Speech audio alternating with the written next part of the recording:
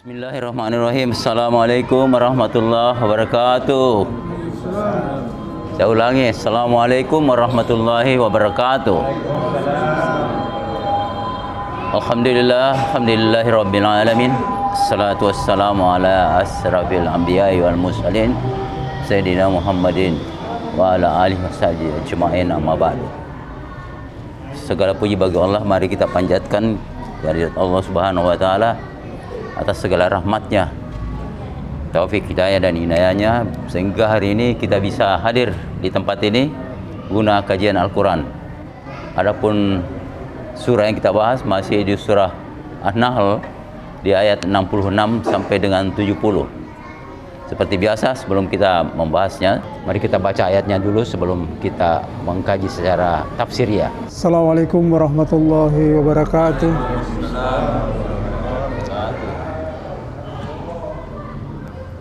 A'udzu billahi minasy syaithanir rajim.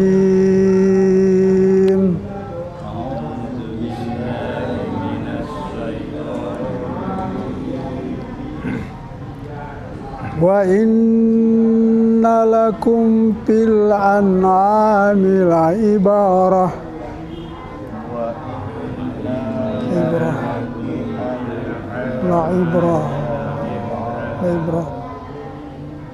Nuskikum mimma fi butuni min baini fathin wa dammi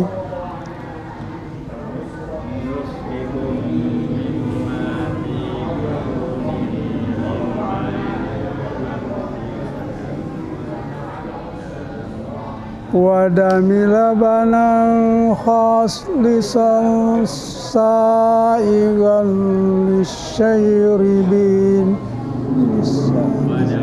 lisyairibin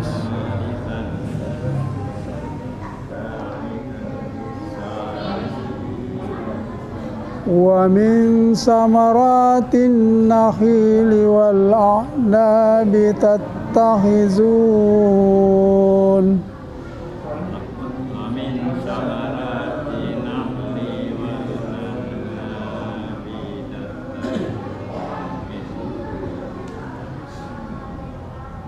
tattakhizuna minhu sakaran wa rizqan hasana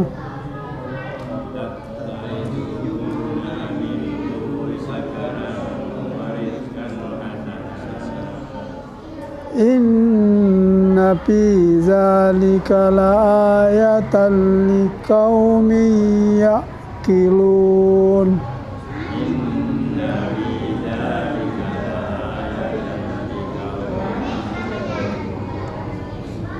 Wa awha rabbuka ilan nahli anittakhizi minal jibal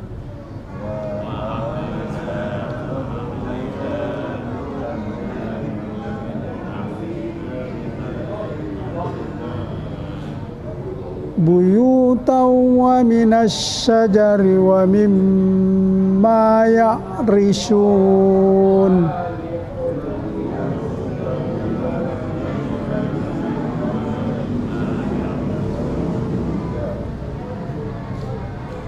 Summa kuli min kulli samaratin fasluki fasluki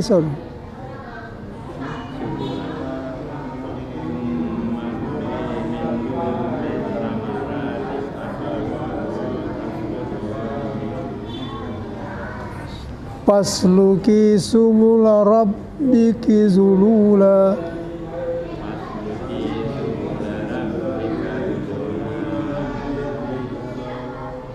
yahruju min butuniha syarabun mukhtalifu alwanuh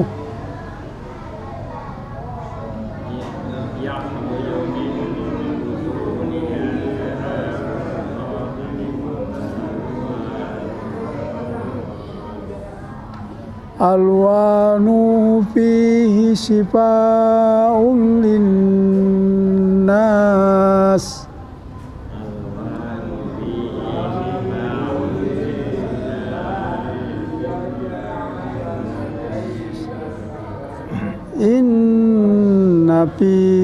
dzalika laayatan liqaumin yatafakkarun.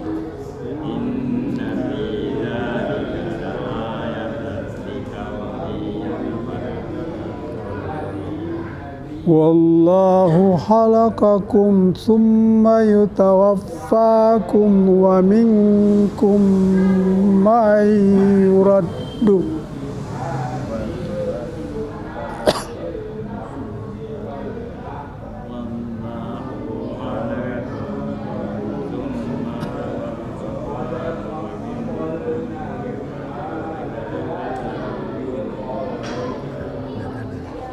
wa minkum may yuraddu ila arzalil umuri likala ya'lam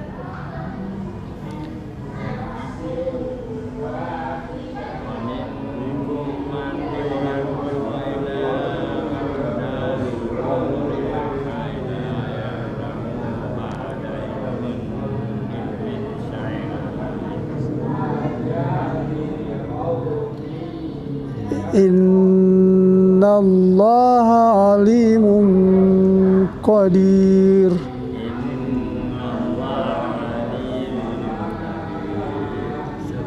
Sadaqallahul azim. Assalamualaikum warahmatullahi wabarakatuh. Alhamdulillah alladzi 'allama bil qalam 'allamal insana ma lam ya'lam. Di ayat 66 ini kita diminta untuk merenungi ayat Allah. Di sini digambarkan tentang susu itu, ya, dari binatang ternak. Dia itu diantara usus, kotoran dan darah, tapi keluar murni. Jadi sistemnya ini luar biasa di binatang itu, ya. Nah, inilah pembelajaran. Jadi kalau kita merenungkan itu, inilah tanda-tanda kekuasaan Allah. Bagi orang ateis, inilah kebodohan mereka. Bagaimana mereka tidak memikirkan itu. Keluar susu yang segar di antara kotoran dan darah, tidak bercampur. Kemudian Allah itu mewahyukan kepada binatang insting. Jadi binatang lebah itu diperintah membuat sarang di gunung-gunung, dari pohon atau dari yang dibuat manusia. Jadi ini juga menandakan bahwa memang lebah itu bisa diternakkan karena dia membuat sarang atau dibuatkan sarang oleh manusia. Nah, ini, ya. Kemudian lebah itu banyak contoh di situ. Kita lihat bahwa lebah itu kalau dia hinggap itu tidak mengganggu, tidak merusak tanaman ataupun buah ataupun bunga. Tidak merusaknya.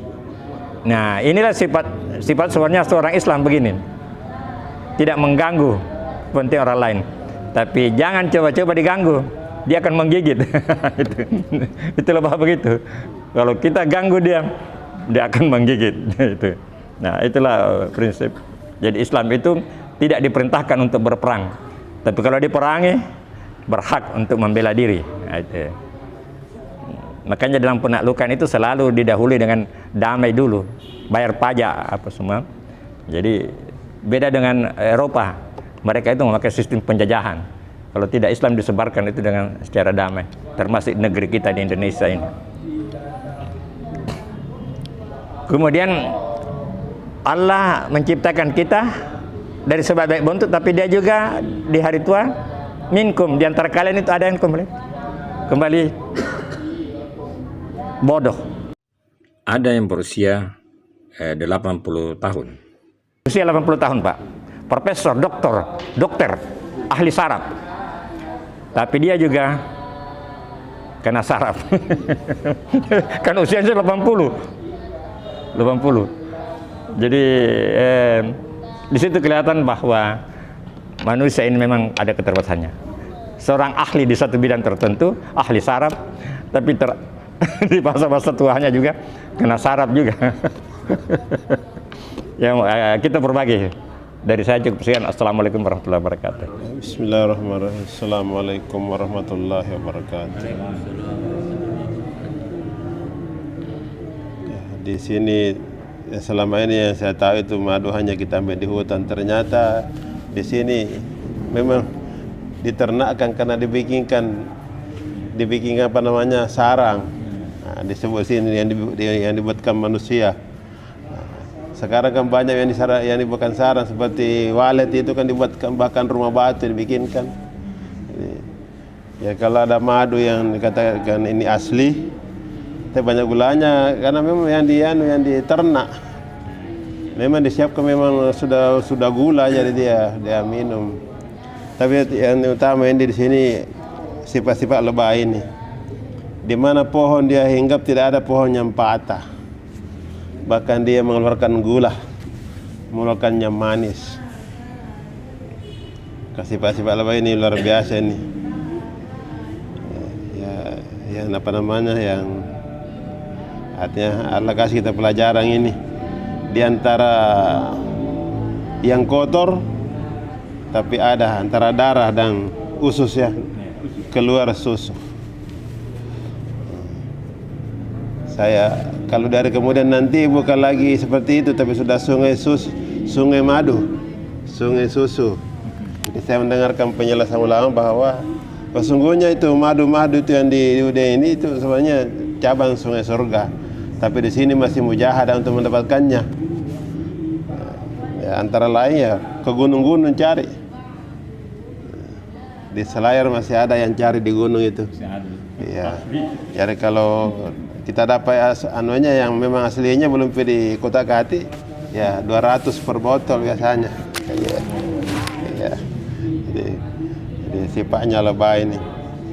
Ya, memang kita disuruh untuk belajar untuk.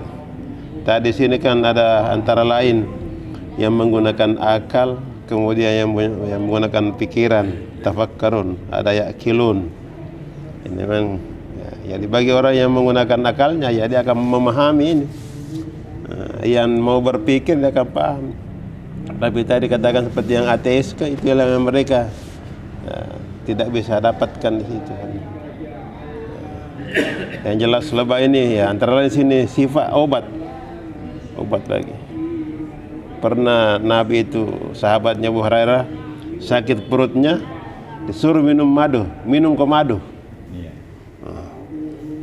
Minum madu tambah sakit perutnya. Minum lagi madu tambah sakit. Cukup 3 kali minum lagi. Karena katakan perutmu yang bohong. Masih sakit juga dikatakan perutmu yang bohong. Sudah itu baru berhenti. Sekira demikian sedikit. Ya. Assalamualaikum warahmatullahi wabarakatuh.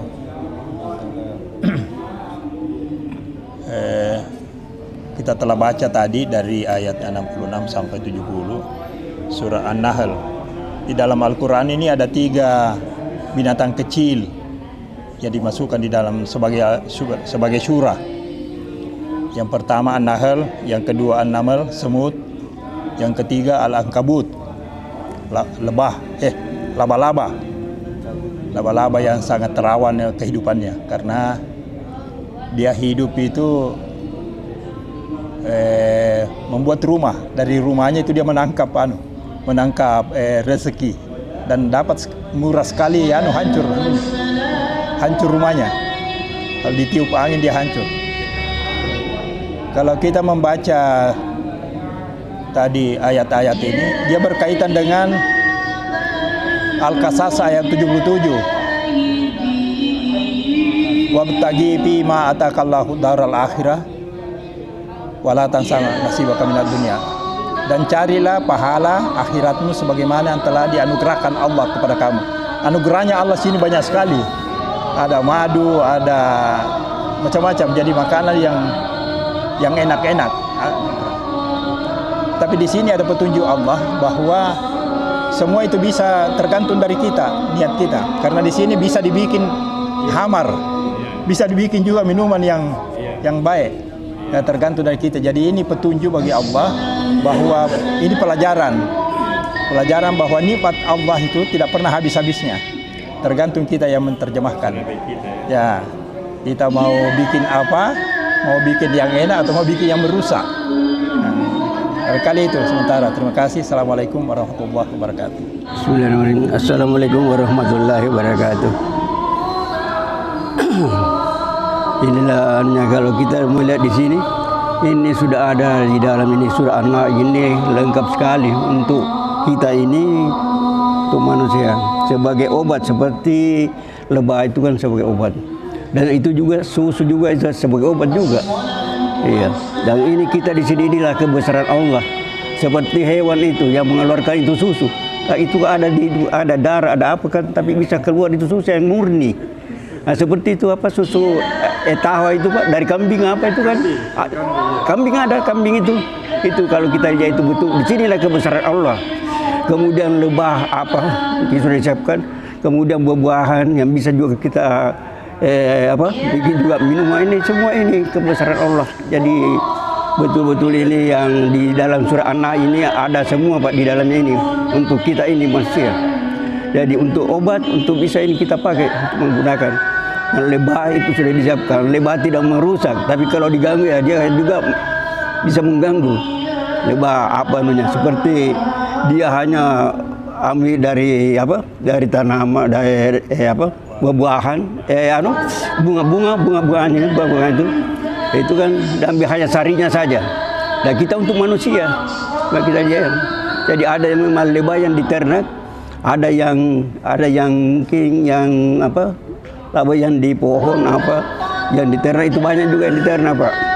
Tapi memang masih beda memang khasiatnya dengan yang asli, dengan yang diternak itu pasti beda.